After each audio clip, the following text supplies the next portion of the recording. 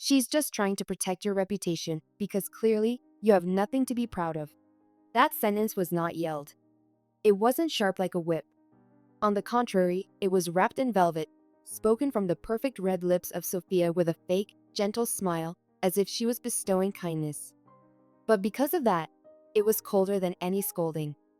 Sophia stood on the podium, holding a glass of champagne, her sparkling evening gown reflecting the chandelier's crystal lights above. She casually flicked her chestnut brown hair to one side and turned towards the crowd like a star about to take her final bow.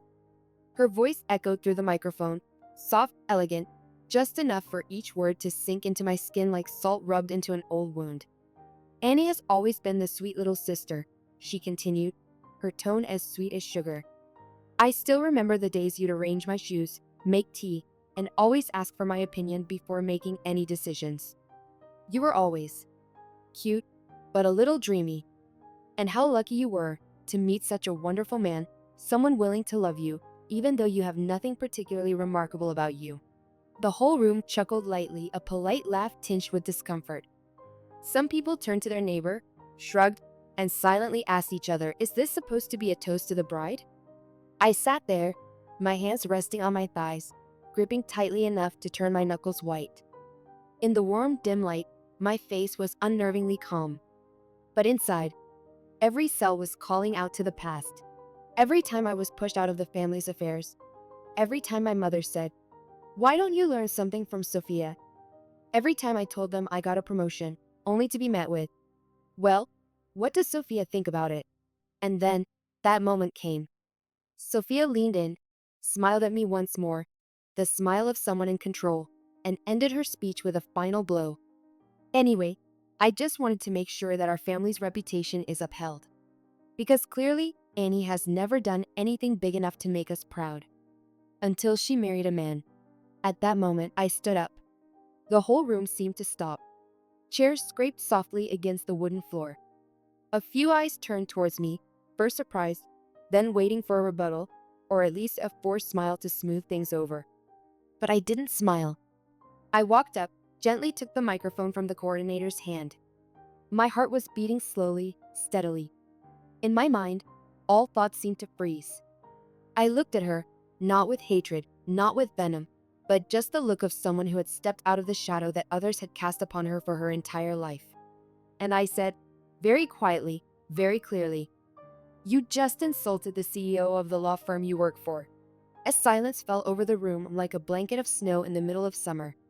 A silver spoon clinked as it dropped to the floor, the sound ringing out like a dissonant note in a formal symphony. I don't know who held their breath first, but I knew that all heads were slowly turning towards Sophia, who was now frozen, her lips still tightly pursed, unable to process the counterstrike she'd just received. And for the first time in my life, I was no longer a shadow. I was the light, and no one could overshadow that ever again. Sophia was always the perfect daughter of the family. She was the valedictorian of her college, an honorary member of the student society, a name always listed among the school's honors, and many times featured in local newspapers as the hope of the new generation. My mother called her the little sun, as if all the light, all the faith and expectations were concentrated in her. Every time she received an award or was praised by teachers, my mother would buy flowers, hang her picture on the wall, and throw a meal where every conversation revolved around her accomplishments. As for my father, he wasn't much of a talker, but he once drove hundreds of miles just to buy her a brand new car when he heard she was accepted into Yale, the red Volkswagen, which he called a well-deserved reward for such a brilliant daughter. What about me? I was the one cleaning up after those honorary dinners. The girl who quietly washed the dishes while the family was still raising their glasses to toast Sophia. I was the one who silently gave up my pocket money so she could buy a nicer blazer for her interview, even though I had been wanting it for myself. Every time I mentioned wanting to study law, my mother would vaguely respond, "Sure, but take your time. You can study anytime. Right now, I need you to help with the housework." I became the child who could wait, who could step back, who could sacrifice. I don't know when it started, but I learned to make myself smaller so I could fit into the space that Sophia might have left behind, if any. I left home at 20. No farewells, no hugs, no one standing at the door waving goodbye. It was just one early morning when I dragged my old suitcase down the empty hallway and closed the door behind me quietly, as if afraid to wake a dream I was never invited to. My new life began with the lowest job at a law office, legal assistant. 10-hour workdays, online studies at night, eating instant noodles, falling asleep on piles of files. I was given menial tasks, ignored, treated like just another number in the system. But I didn't give up. I learned quickly, worked hard, and observed carefully. After a while, I shifted to legal investment consulting, where I didn't need a name, just results. I built piece by piece until I created Greybridge Counsel, a nameless legal empire, detached from my name. No one knew I was behind it, but decisions, big and small, within Boston's business circles often passed through my hands. I helped hundreds of companies navigate messy lawsuits, restructure internally, or successfully raise funds. I was invited to serve as an anonymous advisor for corporations that the whole industry admired, including, ironically, the company where Sophia worked. She wrote reports, submitted recommendations, argued through emails. Unaware that the one reviewing her files, the person the company feared and referred to as the final decision maker, was none other than her little sister, the one who had been stuck washing dishes at her graduation party. But I didn't laugh. I didn't retaliate. I just worked, quietly and persistently, just as I had lived my entire life, until the day everything changed.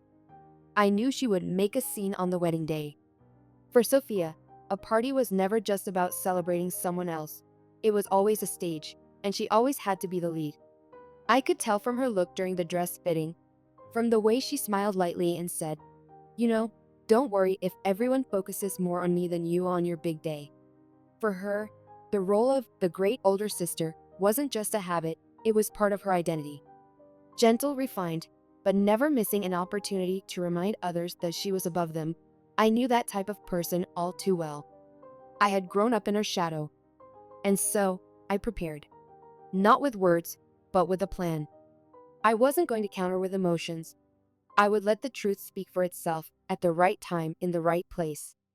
I invited Professor Milton, the head of the Harvard Law School, who had often advised me to let others take the credit if I wanted peace in this field. I invited Susan, a senior partner at a prestigious law firm, who had sent me a handwritten thank you note after I helped them escape the largest class action lawsuit of the year. And I invited Albert Davis, the CEO of a conglomerate that nearly went bankrupt if not for me discovering a small error in a stock purchase agreement, a detail that 50 other lawyers had overlooked. They all accepted. No introductions. No spotlight. They would just sit quietly like friends there to celebrate. But I knew their presence was the bell signaling the end of a performance that had lasted 3 decades. When Sophia stepped up to the podium, she wore an ivory evening gown, her face glowing as if she were the bride herself. She held the microphone with the skill of someone familiar with the spotlight, beginning with a few polite compliments about love being a precious gift, about the journey of the little sister's growth. But then, just as I had predicted, she started to shift to a mocking tone disguised as humor and affection. She told stories about how I worked for so long and no one knew what I did, about the projects I was so busy with that I forgot my mother's birthday, and then ended with a sentence that made the whole room fall silent. Annie has always lived more with her emotions than with her reason, and most of her success, if we can even call it success, comes from luck rather than ability. But sometimes, luck can be a form of talent. Don't you think? A few scattered laughs echoed through the room. Some people turned to look at me, a bit awkwardly. I just smiled, not because I was happy, but because, finally, the moment I had been waiting for had come. When Sophia stepped down from the podium, before she could even sit down, Professor Milton, who had been sitting in deep thought since the beginning, suddenly stood up. The creak of his wooden chair rang out in the breathless silence. He walked over to me, shook my hand firmly, and said loudly and clearly, enunciating each word, "Fantastic, CEO. I look forward to collaborating with you on the Boston project next year." The entire hall seemed to stretch in a moment of absolute silence. The sound of a silver spoon dropping onto a plate rang out clearly. All eyes turned to me, then to Sophia, who was frozen, her hand still resting on the back of her chair as if trying to keep herself from collapsing. And then, as a follow-up blow, Susan also stood up, stepped out of the row, and smiled lightly but with great weight. She's the reason we got through the $4 million lawsuit last year. A brilliant legal mind and a leader who doesn't need the spotlight. I didn't say anything. I just stood there, silently amidst the rising whispers, as if the silence itself was the most resounding answer I had ever given in my life. And from that moment, Sophia was no longer the center. I was no longer the shadow. The whole world, small as it was, paused for the first time to look directly at me. Sophia was speechless. Her face turned as pale as if she had just been slapped in front of the crowd. But in reality, what had happened was far worse than a slap. Her two hands were gripping her thighs tightly, her nails leaving imprints on her skin, her eyes darting nervously between the whispering faces, their gazes gradually shifting from reverence to confusion, from sympathy to suspicion. She tried to swallow, but her throat seemed to be choking. And then, almost losing control, Sophia let out a shrill scream, hurried, full of desperation. No one knows who she is, she's making this up. Annie has no degree, no reputation, no background at all. You've all been deceived. That sentence didn't just crack the polite mask that Sophia had worn for years. It exposed a fear she had never dared to admit. She could no longer control me. As soon as her last words fell, a deep voice rang out from the back of the hall, slow, authoritative, and full of weight. Albert Davis stood up. He adjusted his tie, took a small step towards the center, and looked directly at Sophia, like a father looking at a child who had just caused a huge scandal. I'm the one who witnessed Annie reject Sophia's nomination to the leadership team, he said, each word like a stone dropping onto marble. Because she disrespected her colleagues, broke the transparency of decision-making processes, and failed to honor the value of collaboration. A cold electric charge ran through the hall. No one laughed. No one breathed heavily. No one defended Sophia, because at that moment, the truth was no longer on the side of the one claiming their right to speak, but on the side of those who could no longer deny it. I didn't say anything more. I didn't need to. Because when someone like Albert speaks up, all the justifications become meaningless. Sophia stood still for a few seconds, as if hoping someone would stand up to defend her, would reach out to protect her, like they had always done for the past several decades. But no. The silence was too long, and that silence was the most brutal ending.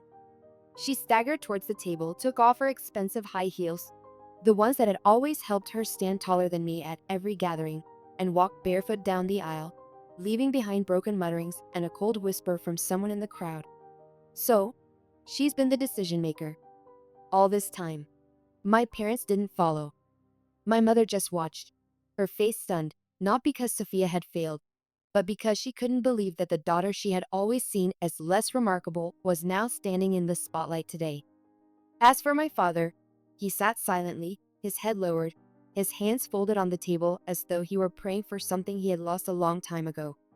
After that day, Sophia went quiet. No social media posts, no calls to explain. But I knew, Boston is a small town in the world of law, and the truth spreads faster than any excuses. A few weeks later, I heard that she had been fired from the company. The reason on paper was violation of internal ethical conduct, but everyone understood it was the inevitable consequence of a fall that no one caught. A person who had lived off their reputation, when trust is lost, no matter how many degrees, talents, or outstanding appearances they may have, they no longer have anything to stand on with their own 2 feet. As for me, I didn't need to stand on anyone else. I just needed to stand firm on the life I had quietly built from the shadows. And now, when the lights shine down, I no longer avoid them. I simply step out. I didn't say anything more. I didn't need to. I still held my husband's hand, smiling as I greeted guests, as if I had just breathed a sigh after 30 years of endurance. In my heart, there was no blatant pride, no gloating, not even anger. Just a strange feeling, light as air, as though I had just shed an old, dusty coat I had worn for so long that I had forgotten it could be taken off. I didn't need to get back at her. I didn't need to shout that I was better than her or more deserving. Because my success, always quietly and steadily growing in nameless rooms, unnoticed contracts, sleepless nights, and mornings no one remembers, today spoke the loudest, clearest, and most powerful words before the very people who had once turned away. I was still me, only now, for the first time, no one could ignore me anymore. 10 years later, I was awarded the title of the most powerful woman in New England's legal industry by Forbes. I stood on the stage in a room full of tuxedos and evening gowns, the spotlight shining on me. But this time, I didn't shy away. I wore a simple gray suit, no diamonds, no sparkle, no diamond ring on my hand, no pearl necklace around my neck. But I stood tall and confident, grounded, as someone who no longer had to prove anything to anyone except myself. I had once been a shadow, but I was never invisible. As for Sophia, I haven't seen her since that day, but occasionally, her name still appears in industry news, shifting from one law firm to another, always beginning with high expectations and ending in silence. No scandals, but no fame either. A drifting career, repeating itself. I've heard some people say she always carries with her an unspoken obsession that somewhere in every meeting, there might still be an Annie watching, deciding, holding the key to doors she would never open. But for me, that chapter closed a long time ago. I didn't win to make anyone lose. I just stood up because, in the end, I learned that living in someone else's shadow isn't as scary as hiding my own light. And once I stepped out of that darkness, no one, not even her, could pull me back in again. Not everyone who shines first is the one who wins in the end. There are those who step out into the world with their glory already prepared.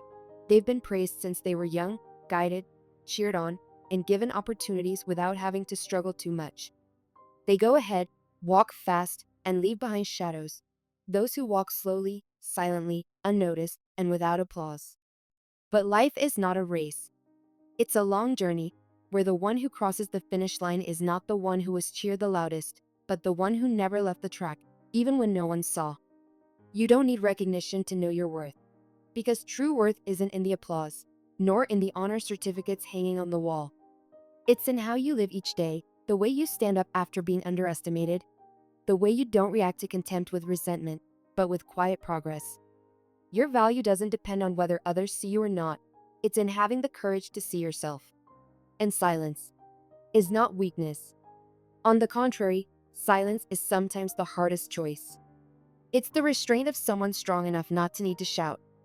It's the quiet preparation, step by step, when you endure, observe, learn, and build without anyone knowing. Until one day, that silence becomes the loudest sound. A response, not needing to be vicious, not needing to be noisy, but graceful, dignified, and undeniable. Because in this world, the strongest people are not the ones who talk the most. They are the ones who only need to speak once, and the whole world must fall silent to listen. Have you ever been underestimated just because you stayed silent? And how did you respond? Do you believe in success being the loudest answer? If you believe that silence doesn't mean failure, hit like. If you've ever been the forgotten one in your family, comment to let us know that you're still writing your own story. And if you want to see more incredible turnarounds like Annie, subscribe today.